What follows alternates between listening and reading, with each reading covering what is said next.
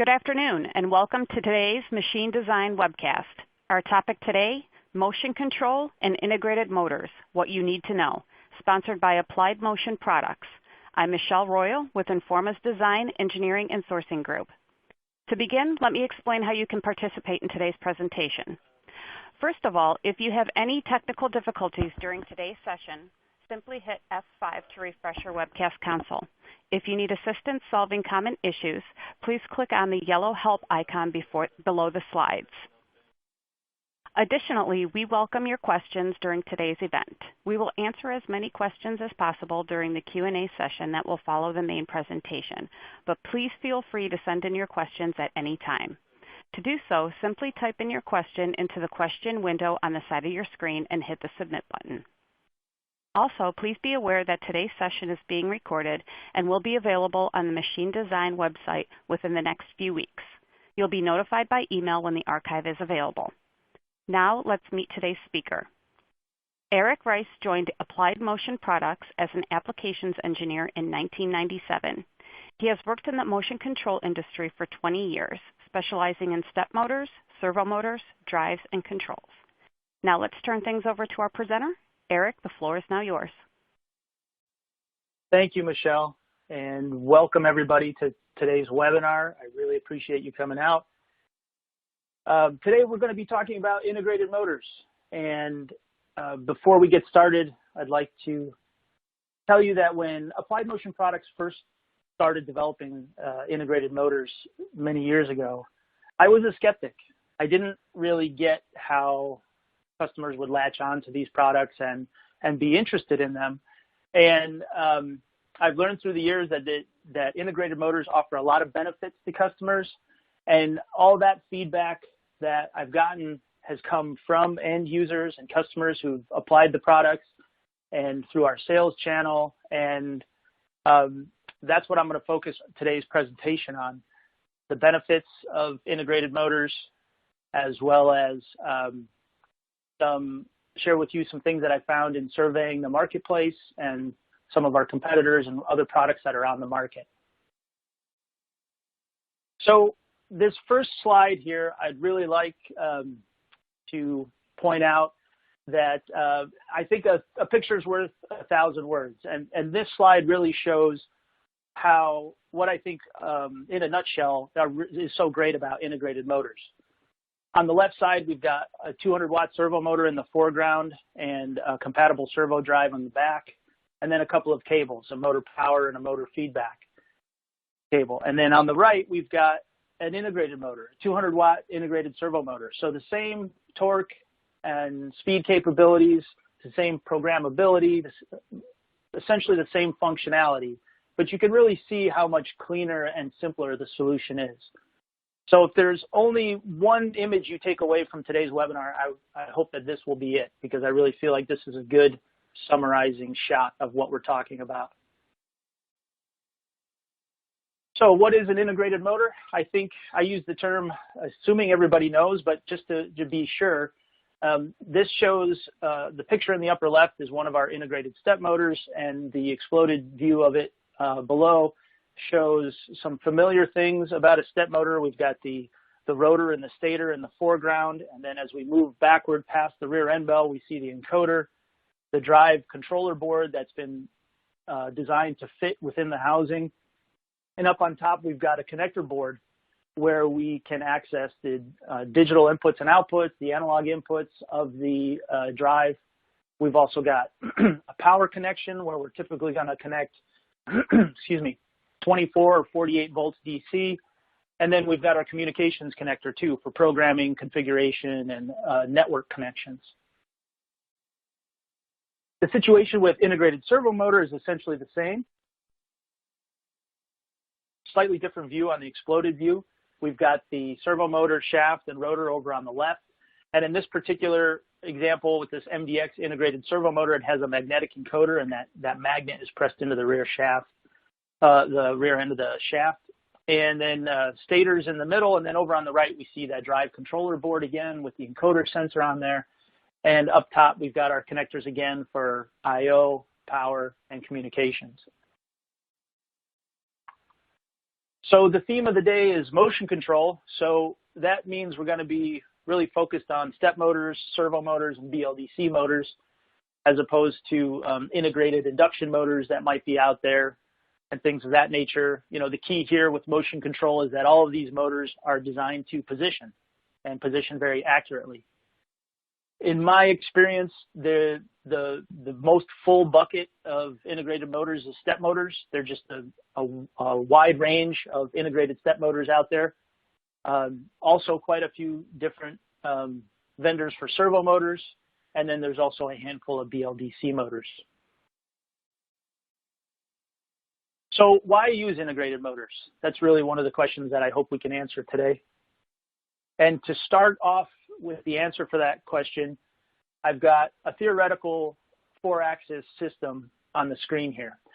Down on the bottom, we've got 4 servo motors that are going to be mounted to various axes around the machine.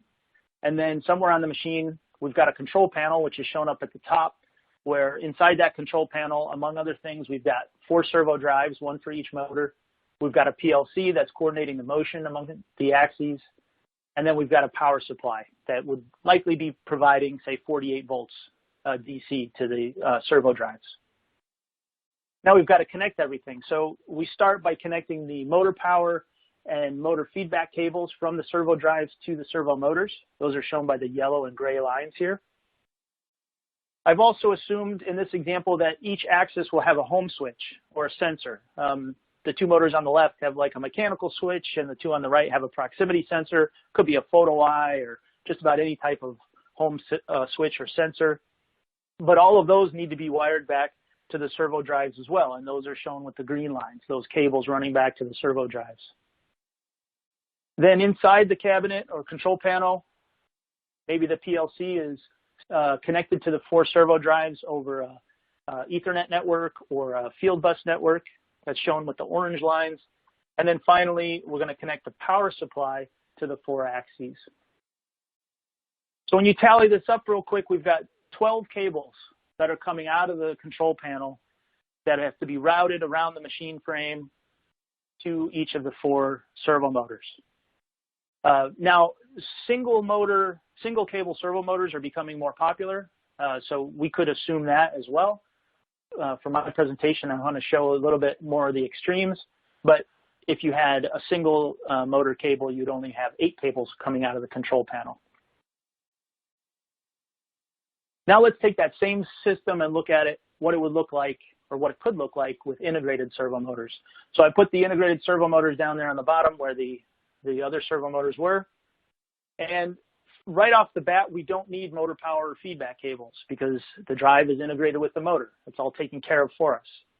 We still have the home sensors, but now we're going to wire those home sensors directly into the integrated servo motor. So those cables don't need to be run back to the control panel either. They can just be wired locally into the axis. The network connection from the PLC, that will have to run out of the cabinet. But because all of the integrated servo motors have dual port communications, they have 2 communication ports on the network, we can bring 1 cable out from the PLC to the first integrated motor in the line and then daisy chain the remaining axes. And then finally, we'll have to run DC power from the power supply out to the 4 axes. So very quickly, I think you can see where I'm headed with this. Now we've only got 5 cables coming out of the control panel. And the control panel got significantly smaller. I kind of put in just a reference number here, 50% reduction. It could be less than that. It could also be much more than that. We'll see applications later in this presentation where we completely eliminated control panels as a result of this change. So 50% is not an unrealistic number. So summarizing those differences between separate motor and drive components versus integrated motors, what we see is we see some real improvements. And in this particular example, we're seeing 26% fewer components. We're seeing 25% fewer cables, 58% fewer cables exiting the control panel, and like I said, maybe a 50% reduction in the size of the control panel. Those are very significant improvements. So this is a running list of the benefits that we're going to talk about. the first four, we've reduced the number of components, reduced the number of cables, smaller control panels, and we've saved some space. Another aspect that we've found has been important to our customers is ease of use or convenience in applying these products. And this slide shows basically an app engineer at our headquarters in California who's on the phone with one of our users. Our app engineers are working day in and day out through the phone and email and through our website to support our customers. And what we find is that a lot of questions come up that tend to repeat and that they tend to be centered around a few key areas. So when you're working with separate motor and drive components, not only do you want to know if the motor has enough torque and how you're going to, what network you might be using for your field bus or Ethernet connections, but there are a lot of questions that have to do with, well, does this step motor work with this drive? And what if I use this drive instead? How will that change my speed torque performance? Or I have this servo motor and drive, what cables do I need? Does your servo drive support the encoder that my motor has? Are they even compatible? How do I configure the drive? So you get all these questions that keep coming up, and when we switch to integrated motors, what we see is a lot of those questions just start to fall away. And we still have the questions about, does it have the torque and the speed performance? Will it work in my application? How do I network to it? But so many of those other questions fall away, and what we're left with is a much more convenient product selection. So I've added that to our list of bullets. Now, what about performance? So are we sacrificing anything with performance? The best way that I can think of to talk about performance for a motion control axis is torque and speed. Those are the main things that you need to worry about. It's where the rubber meets the road in motion control. And what I'm showing here is an apples to apples comparison. 200-watt servo motor and a separate drive on the left, 200-watt integrated servo motor on the right. The point that I'm trying to show here is that the speed torque curves are the same, essentially the same. You might see a slight variation from one system to the next, but it makes sense that you would get the same performance because it's the same motor. It's literally the same motor in the two systems, just with a slightly different drive configuration. And we see that happening with step motors too. If the motors are the same holding torque, the same frame size, the same stack length, you're going to see essentially the same performance out of the two systems. Of course, if you're comparing one manufacturer to another or motors of different frame size and things, you're going to see a wide range of torque and speed performance, but there's really no reason that they have to be different. And more often than not, they're essentially the same. What about cost? So what we tend to see is that integrated motors offer savings on cost. So here, again, on the left, we've got a typical 200-watt servo system. We've got the servo motor, the servo drive, and a couple of cables. I will point out that Applied Motion Products has very affordable cables, and a $12 cable is not that common. So if you've bought servo systems from other manufacturers, you've probably found cable prices a lot higher than that. So I think this is a pretty favorable comparison for the separate components. But even so, when you get into the integrated motor, we're still saving about 18%. And again, that'll change a little bit based on what control options you need, what network connections you need, and things like that, and frame size. But generally, we see a savings on the integrated side, and also on the stepper. Open loop step motors, maybe not quite as much saving. Here we're seeing 14%, but some of that has to do with the fact that there's no feedback cable on the separate components. And step motors generally, the wiring on especially an open loop step motor is very simple and straightforward. There's not a lot of cost with there. But even then, we can get a savings with integrated motors. So that takes us to our sixth benefit, cost savings. And even if you don't see a ton of savings in the component cost, all of those other benefits, reduced number of components, reduced number of cables, smaller control panels, all of those things also have costs associated with them that will go down when you go with an integrated motor. So next, let's look at a few applications. So the next 7 or 8 slides are applications these are real-world applications that we solved with an integrated motor. I'll give you a brief description of what the application is, and then what the solution was, which type of motor it was, and what the benefits were. Starting with this smart conveyor system. You might have even seen this online. There's some cool videos floating around of this conveyor system. But it's basically and there are maybe different variations of it, but you've got essentially a conveyor that is conveying cartons or products downstream, while at the same time there are seemingly magical mechanisms that are moving the cartons laterally on the conveyor, moving cartons from one side to the other, or from the center to one side, or vice versa. So these conveyors are used for depalletizing, sorting, singulating, basically aligning cartons at somewhere on the conveyor for some downstream process. Well, the mechanisms that handle that lateral movement are driven by motors, electric motors, and there's one motor per mechanism, and there are multiple mechanisms in a section of conveyor. So in this photo here, you can hopefully see that there are 10 motors in this short section of conveyor. And these conveyors can be very, very long, the entire length of a warehouse, for example. So it's not uncommon to have 50 or 100 or more axes of motion per conveyor system. And so you can already start to see the issues if you were to have separate motor and drive components. The solution that works in this application is an integrated step motor with an encoder built in. That encoder provides some enhanced positioning capability. But by going to an integrated motor, we were able to greatly reduce the requirements for the control panels. The control panels were either the size of them was either reduced or completely eliminated. And there was a significant amount of cost savings just based on the high number of axes.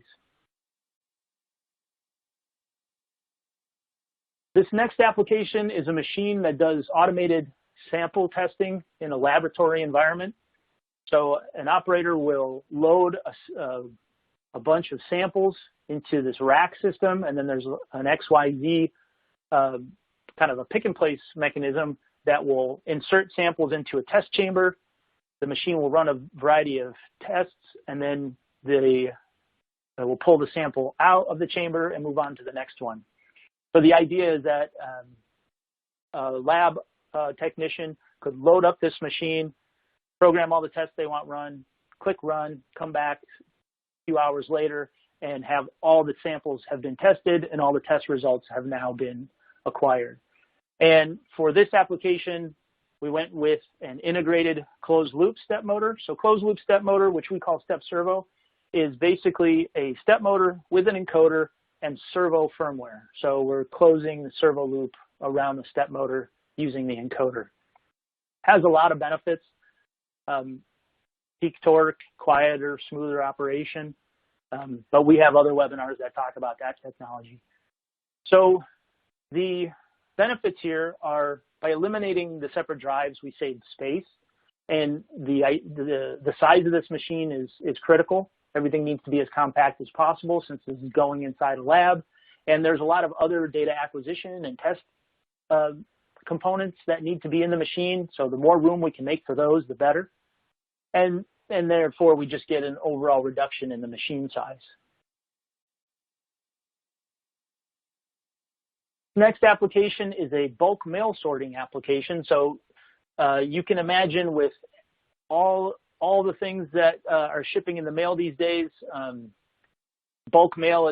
handling bulk mail is a big task for distribution centers and the post office and things. This is a machine that automatically sorts bulk mail depending on destination. So bulk mail pieces are moving along a series of conveyors. And each of these conveyors is actually a 4-axis mechanism unto itself. There's a motor driving a conveyor, There's a motor that flips the conveyor to divert product into a bin, and then there's a couple more motors that do like pre and post functions within there. I don't have a picture of the mechanism, but there's 4 motors per mechanism, and you can kind of see in this photo how many chutes there are, that go to a bin, and each one of those chutes has one of these mechanisms there. So again, a really high axis count. And so this was, again, an integrated closed loop step motor, also known as step servo. By eliminating the separate drive, again, we greatly reduced the panel size, and we eliminated the number of panels, and there was a significant cost savings as a result.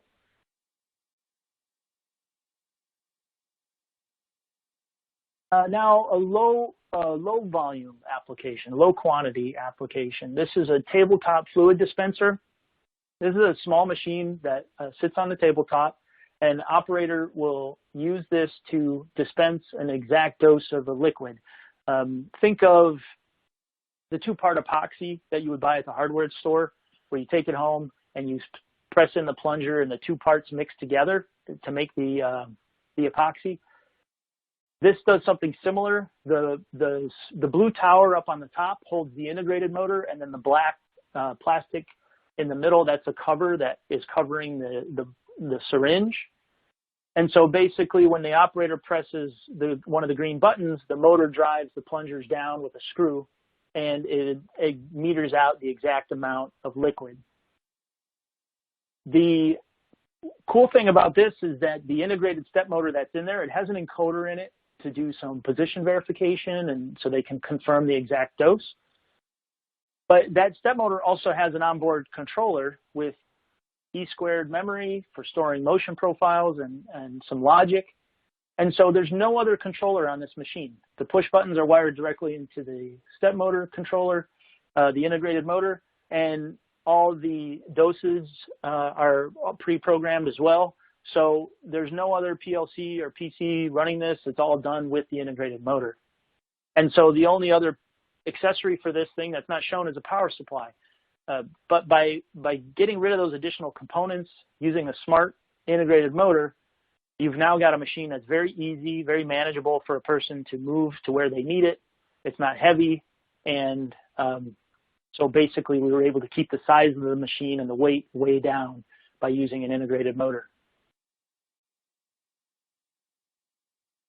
Okay, another one that everybody's probably familiar with, if you watch any kind of news, Agvs and mobile robots. So automated guided vehicles and mobile robots are becoming ubiquitous. They're being used for material handling in all the big warehouses around the country, as well as a lot of manufacturing spaces to shuttle components and finished goods from one work cell to another. All of these mobile robots have motors, electric motors, that are being used for forward motion. Those are often referred to as traction drives, and there may be separate motors for steering. And then there are also motors often for material handling axes, like lifting, rotating, conveying, diverting, etc. So in this particular application, they're using integrated servo motors with a gearbox for the drive wheels, the traction drives, and that is actually doing the driving and the steering with just the 2 wheels. And then the rest of the robot is supported by casters. And the servo motors provide the peak torque and the high speed that they need. And then integrated closed loop step motors provide the some of the actuations for the material handling axes. I don't know if you can really see in this picture, but space is pretty cramped inside there, so getting rid of the drives really works well for the limited space that's inside the robot. And then eliminating those bulky motor drive and motor power and feedback cables also saves a lot of space and makes it much more useful for that design. Another one that I didn't see coming was industrial 3D printers. I think most people are pretty familiar with the desktop printers you can get nowadays that sit on your bench. You might have one at home even. Those are all run by step motors. Those step motors are generally all run open loop. But in an industrial 3D printer, what I think of as an industrial 3D printer serves two purposes. One, they are, like the one in this picture, is for a large format print. So this one actually can do a 1 meter by 1 meter by half meter print area. So it can print very large items. And you can actually see in the photo here, it's 3D printing a mock-up of an engine block. And then another industrial use is high throughput. So 3D printers kind of run the gamut from the very high end to the very low end. And at the low end, they use the most inexpensive step motors available. At the very high end, they're using servo motors. These, in the industrial range, they do need some more performance than the most basic step motor. So what they've started to gravitate towards are these closed loop step motors that offer better peak torques and faster direction changes. The faster direction changes really allow them to speed up the throughput. They also enable smoother print surfaces with the closed loop steppers. And then making them integrated reduces, again, control panel space, which might not seem like a big deal in this picture because the printer is sitting on top of a workbench, but they would much rather have the drawers and the cabinets in that workbench available for tools and rolls of filament, spools of filament, and other things that the user wants. And then the integrated motors, again, they simplify the wiring, and there is some cost savings due to both the component cost of the integrated motors and to the smaller bill of materials. Okay, I got a couple more. This one is a high-speed bagger. This is a machine that takes in feeds from a roll or a box of polyethylene bags that are all in a continuous stream, and then it separates the bags. It can print on the bags. It opens the bags for them to be filled, and then it seals the bags. So there are two motor axes working in unison that pull the bags in, that feed them in, and then tension them so that they can be printed on, or that a label can be applied to them. And then they separate the bags at a perforation, and then there are two other axes that, with a nifty little mechanical mechanism, open the bag up for it to be filled, and then once it's filled, a seal plate comes and seals the bag, and it's kicked out, and the next one comes in. In this application, again, integrated closed loop step motors were the solution of choice because of their excellent position and velocity control, and because they can provide peak torques that regular step motors cannot. And then going integrated was important because these machines need to be moved. And you can tell there's casters on the bottom of this machine. It's rolled around within a manufacturing facility to wherever it's needed. So it might be needed on line A at some point for bagging whatever's coming off of that line, and then later in the day it's rolled over to line B. And so the size of the machine is important. It needs to be as light as possible so operators can move it, but it also needs to be moved into position in existing product lines where there may not be a lot of room. So eliminating some control cabinets for separate drives was important. Making the machine as small as possible was important. And all of those things led to the selection of an integrated motor as opposed to separate motor and drive. And then the last application I'm going to share with you today is a labeling machine. So this is a machine that applies pressure-sensitive labels to any kind of container that's coming by on the conveyor. We'll think plastic bottles or glass bottles or cardboard cartons and things. The roll of labels, which you can maybe see in the foreground, there's a big roll of labels that's fed through some rollers, and then there's a motor that drives those labels through, that pulls them through, and as one by one the labels are fed off and get applied to the bottle or product that's passing by. So the motor needs to position very accurately. It also needs to match the speed of the master conveyor. So it takes some processing power, but it can be done with a step motor. There are much higher speed versions of this that run with a servo motor.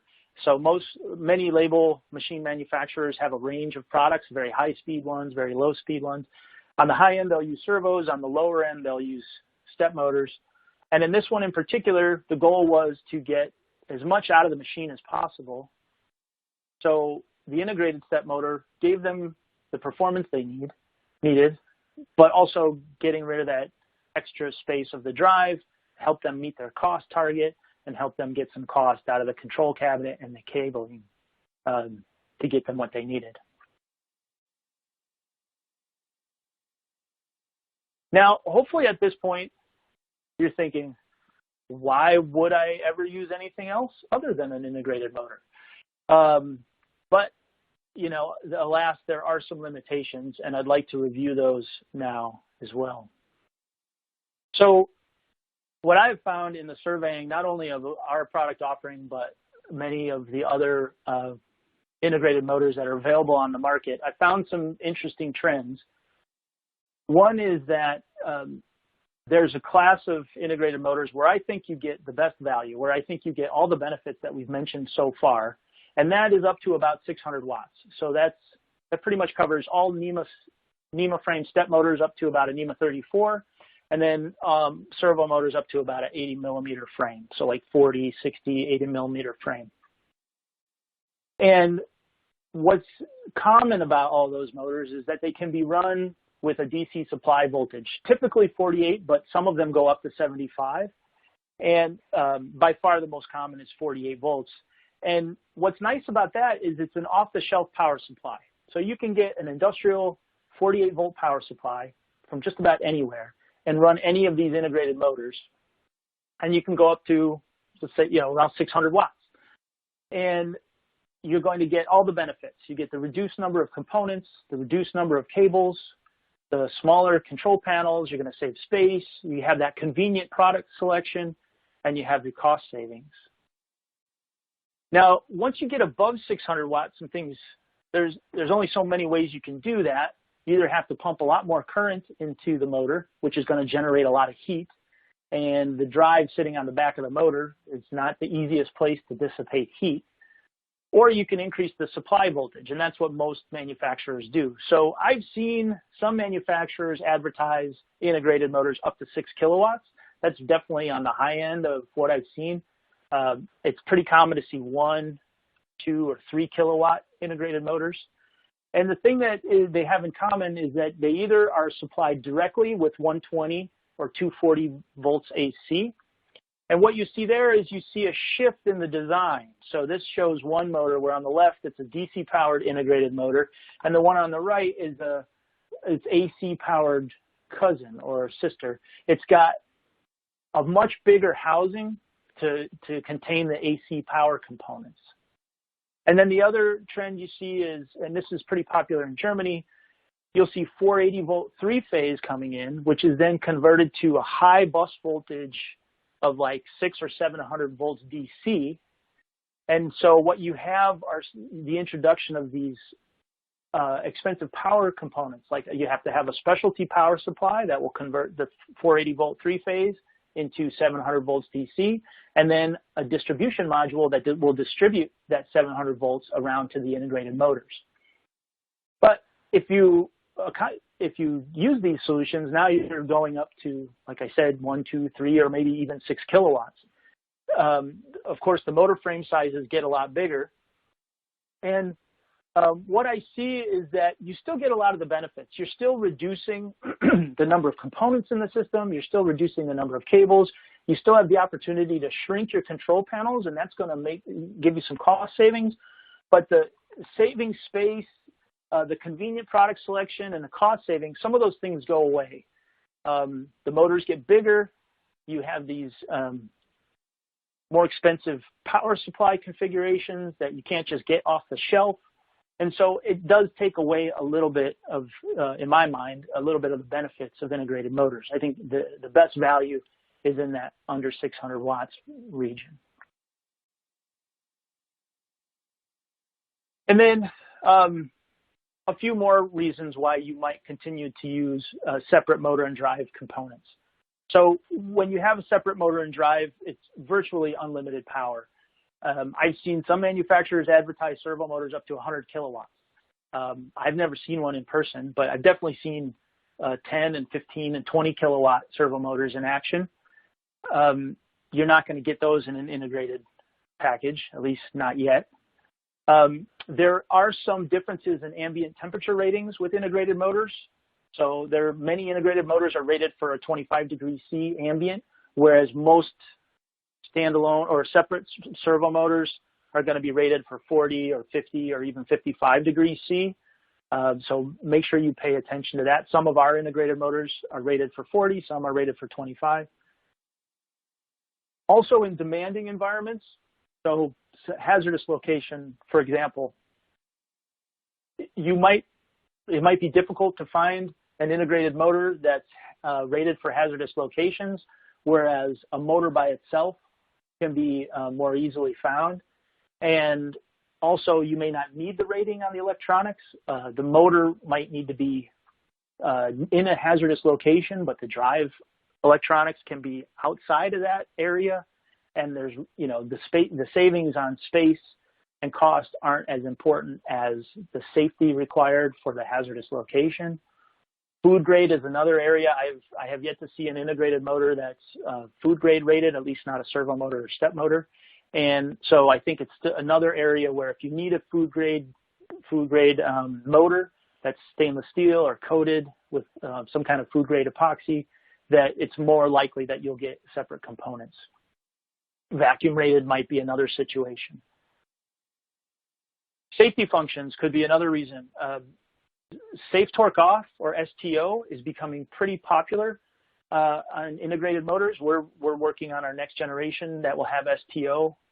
But once you get beyond STO, I haven't seen too many integrated motors or any yet that have anything like safely limited speed or safe stop 1 or safe stop 2, all the additional higher order safety functions that are out there. So that if you need those safety functions, you'll most likely go with separate motor and drive components. Another reason you might go with separate is additional I/O. So we have some customers who are making a fairly small machine, and the processing power on the drive, on the servo or stepper drive, along with all of the inputs and outputs on the drive, are sufficient to run all the functions in the machine. It can handle all the switches and sensors on the machine, as well as any light stacks or other outputs that are needed. And so there's no reason to have an additional PLC. When you get into integrated motors, you're typically going to have less I/O on the integrated motor. And then finally, user interfaces. I have yet to see an integrated step or servo motor with a user interface on it, with buttons and a display for setup and troubleshooting. But it's not uncommon to see servo drives in particular that have a 4x7 segment display on the front that will give you all kinds of status information and alarm information, along with some push buttons that can be used to set up and actually troubleshoot the drive.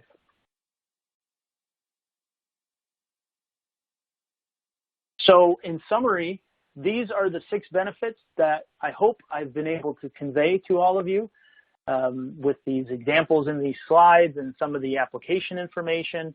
Whether you need to reduce the number of components or cables, you want to shrink your control cabinets or otherwise save space, you want a convenient product selection process, or you just want to save money, there's an opportunity for integrated motors to be your next solution. And for my final slide, since this is the one I really want to drive home, I will leave this one up here for a second to let it sink in. And with that, I'm going to end the presentation. And Michelle, if we've got some questions, now would be a good time to take them. Thank you, Eric. A few of you have already submitted some questions, so we're going to jump right in. If you'd like to submit a question, again, type your question into the question window on the side of your screen and hit the submit button. While we are answering your questions, please complete the feedback form, which is located at the bottom of your screen. Okay, Eric, the first question, what about encoder outputs? Encoder outputs, good. So yeah, this question we've gotten before. Sometimes users will want to connect the encoder signals from the motor back to a motion controller or other higher level control.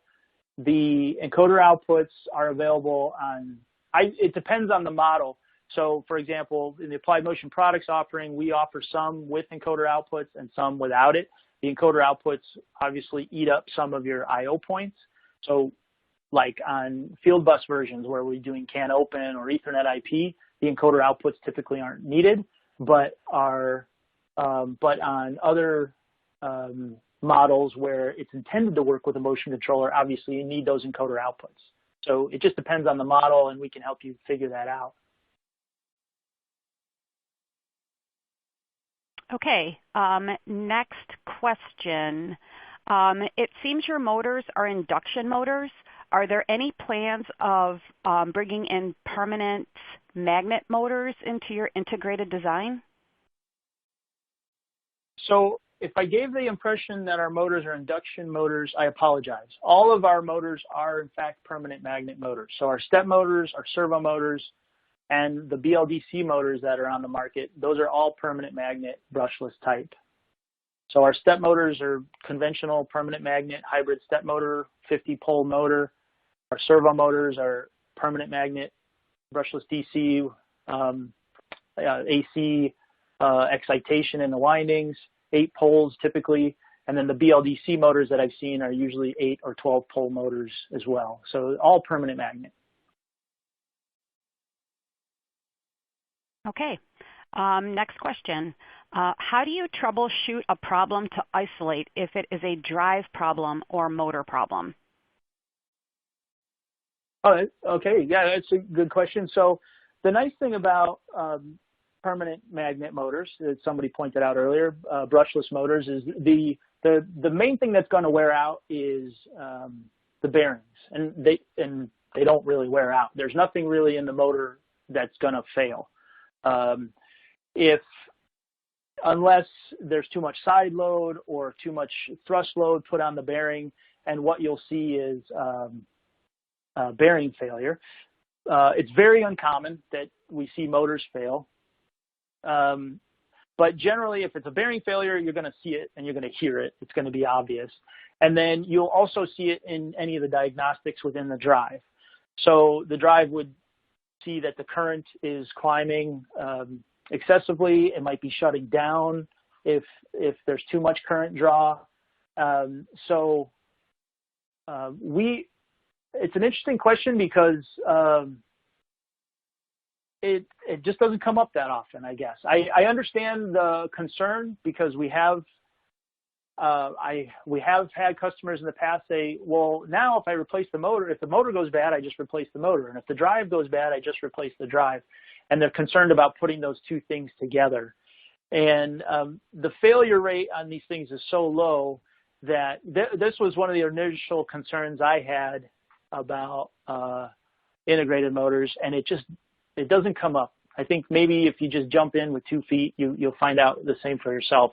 And I apologize if that's not the best answer, but that's really the best I can address it. Okay. Next question, is AOP available for Allen Bradley controllers? An AOP. So we don't have an add-on profile, but we do have add-on instructions. So all of our motor drive and integrated motor products that come with Ethernet IP are supported by call it a suite of add-on instructions for every type of move you would want to do with the motor. Incremental, absolute, homing moves, jogging, etc. So if you'd like, after the webinar, if you hit me up, I can send you a link to download the AOIs from our website. Okay, thank you. Next question. What's the maximum length of the power cable for MDX servo motor? Oh, that's an interesting question. I have to admit I don't know. I don't know what the longest power cable would be. I can't think of any real limitation. I can tell you with servo motor power, when separate components on power and feedback cables, once you start to get over 50 feet, it can be hard to control the current because of capacitance in the line. So you got to use high quality cables, and you got to filter out some noise and things. And we've tackled that one, but I have not heard of any limitation yet on the power cable. So I guess what I would have to say is if you want to go more than a couple hundred feet, let me run it by our engineering department and see what they have to say. Okay. Another question. Do you think this technology could be used for traction application, and how advantageous or disadvantageous will it be? We can absolutely use integrated motors for traction applications. We're doing it now in the mobile robot one that I mentioned, where it's being used for traction and steering control in a mobile robot.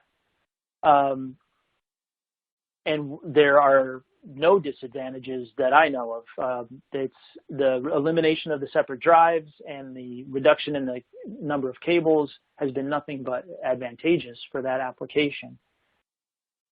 If you mean something else by that traction application, maybe something other than a mobile robot, I would have to ask you to hit me up afterwards, because I'm not aware of another application. I guess if it was a heavy duty vehicle, autonomous vehicle like a forklift or something, you probably can't solve it with a 600 watt or lower motor. That might be one disadvantage. But maybe if you want to continue the conversation, I'd be curious to know what kind of application specifically you're talking about.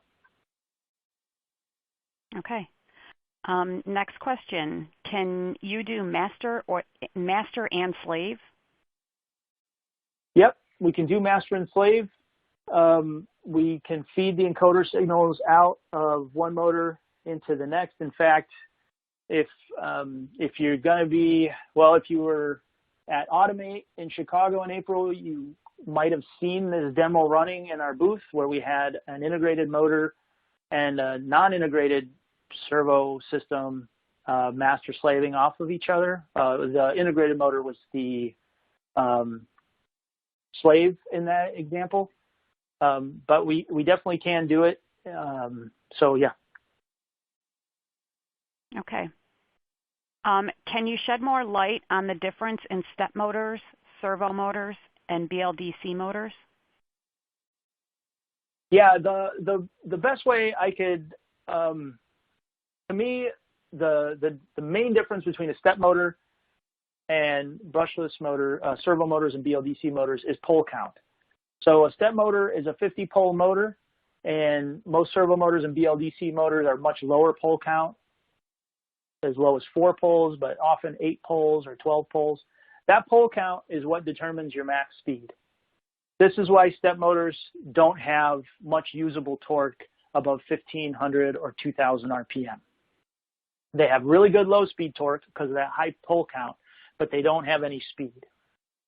When you close the loop on a step motor, when you do a servo control of the step motor, you're still limited by that 50 poles, but you do gain some other benefits. You get some peak torque range, you get a smoother, quieter motor. So there are some advantages to servo controlling a step motor, but you're still limited by that high pole count. Then in terms of servo motors and Bldc motors, what I've seen is mostly what I've seen, and there may be other differences, but at least with respect to integrated motors, is that the method of construction for a Bldc motor is a less expensive construction, which leads to a lower torque density. So AC servo motors, AC synchronous servo motors are generally very torque dense. They have a very high torque density. So for the volume of the motor, you get a high amount of torque. And for Bldc motors, you typically get a little bit less. That's been my observation. I'm not an expert in Bldc motors, but that's been my experience, or I should say in the manufacturing of Bldc motors, but that's been my experience. So what we've seen is that generally Bldc motors will be a little bit cheaper than their servo motor counterparts. Okay. Next question. How would the heat, EMI, vibration, etc., generated by the motor affect the electronics in an integrated motor? Well, they definitely have an effect. The vibration, there's not much vibration from the motor that we have to worry about. The vibration from the vibration would be from whatever the motor was connected to. So any vibration that a step motor might generate, for example, due to resonance or anything like that, is not an issue for the electronics. And so at that point, it's more about just what vibration is coming from the machine and whether the electronics can handle that vibration or not. I don't see that gets increased greatly by being integrated. The heat, of course, is a concern. One of the ramifications of that is you'll see, I mentioned earlier, 25 degrees C ambient temperature ratings on more often. You'll see that on integrated motors than on separate components. And EMI is actually I might have to double check this, but I think EMI has actually been a little bit easier for us of a challenge because everything's contained. We're not worrying about cables that are emitting EMI. As soon as a cable exits the servo drive, it's basically a big antenna. So there's all that shielding and stuff that needs to go into the cable to keep the EMI contained or the noise contained. And so I'm not aware of any issues we have had with EMI either. So sorry if you wanted a little bit more on that, but I can always follow up with you afterwards if you want to go in deeper. Okay. All right, next question. How do integrated motors hold up in dirty, wet environments? So that just, my experience, that comes down to the IP rating. So we have a good percentage of our offering is rated IP65. It is not difficult to get IP65 rated motors out there, and they do great in wet and dirty environments.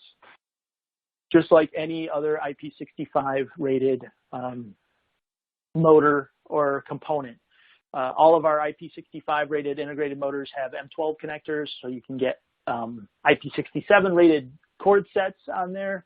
And then the motors have shaft seals, and so they're a really robust solution in that environment.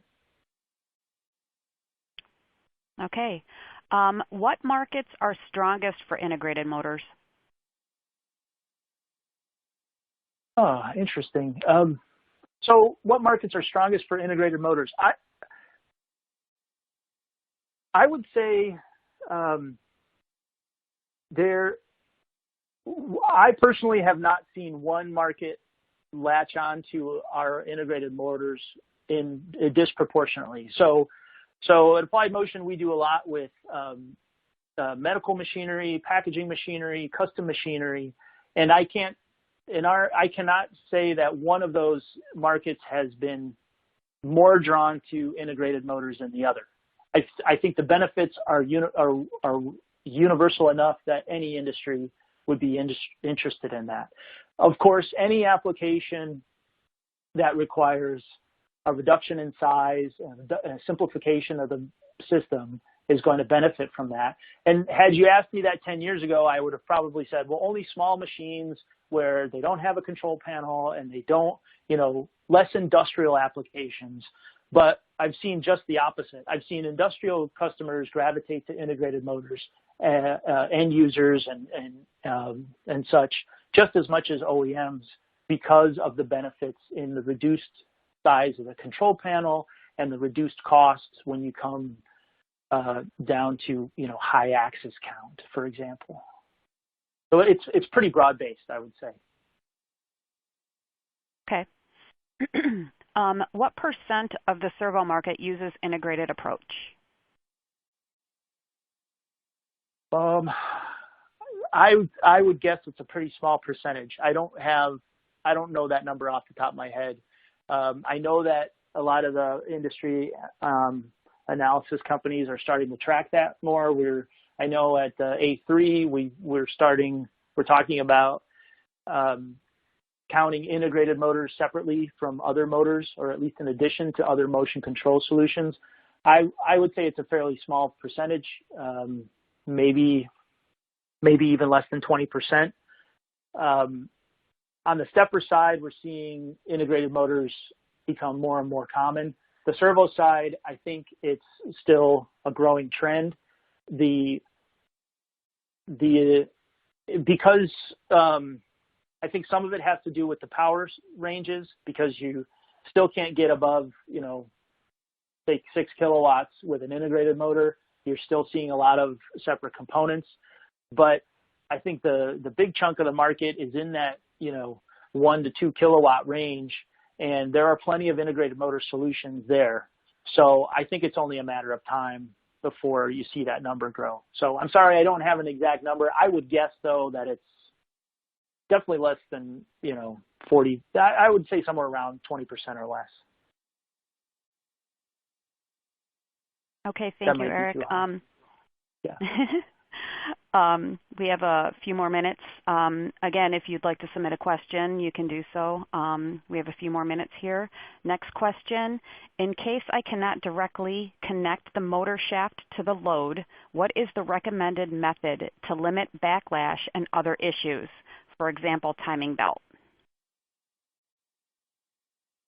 Oh, that's a good question. That question would apply whether you're integrated or not. In case I cannot directly connect the motor shaft to the load.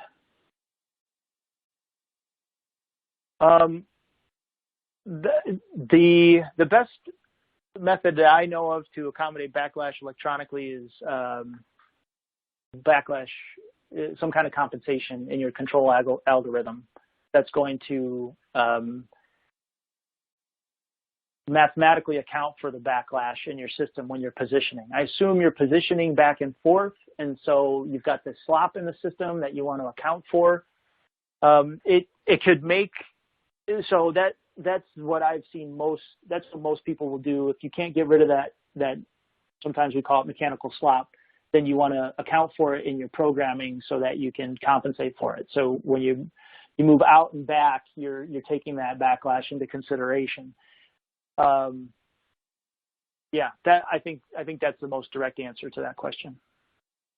Okay. Another question, any integrated motors being used on refuse trucks or heavy equipment? I don't know exactly on refuse trucks or heavy equipment, but we do have one in a car wash. So the issue there is going to be the exposure to the elements and and potentially the vibration. I don't think we have any right now. The Applied Motion does. I know that some of our competitors sell to Caterpillar, and there's some integrated motors on heavy equipment there, so it's definitely possible. I don't know if they go through, I don't know if they have any special modifications they make to their motors to get them into those Caterpillar heavy equipment. And then, like I said, we have a car wash where the motor is exposed to all the things that you see in a car wash, and it does pretty well there. Okay. Are you going to design a version with a brake? I don't know that we have a brake version on our product roadmap for this year or next. What we typically do with brakes is we'll use a front mount brake, but that does come up. Yeah, that's the best I can say on that. And we don't have, there's nothing in the going to be released this year or next year, but I mean, we are aware of brakes, and we do get requests. We've tried to accommodate, incorporate some brakes into our product lineup, but as of yet, we don't have one in the integrated products. We'll use a third party like front mount brake or a brake elsewhere on the axis if possible. Okay. And another question, how can I access content about programming? So if you're interested in our Q programming language, there's a pretty good 3-part series on YouTube that you can access. That's probably the best piece of content that we have right now. Yeah, other than that, our PDF software manuals and help files that come installed with the software, those would be the best references. And each of the motor types that we sell, Step Servo, and Servo, all have their own help files and documentation. So whichever product that you're most interested in, visit our website and you can download at least the PDF, and then if you go to our YouTube channel, you can watch that tutorial on Q programming. Q programming is our motion control language, which takes care of quite a bit of what we can do with our motion control on board. Okay, well, that is all the time we have for today. If there were any questions not answered during the live webinar, we will be in touch with you very soon.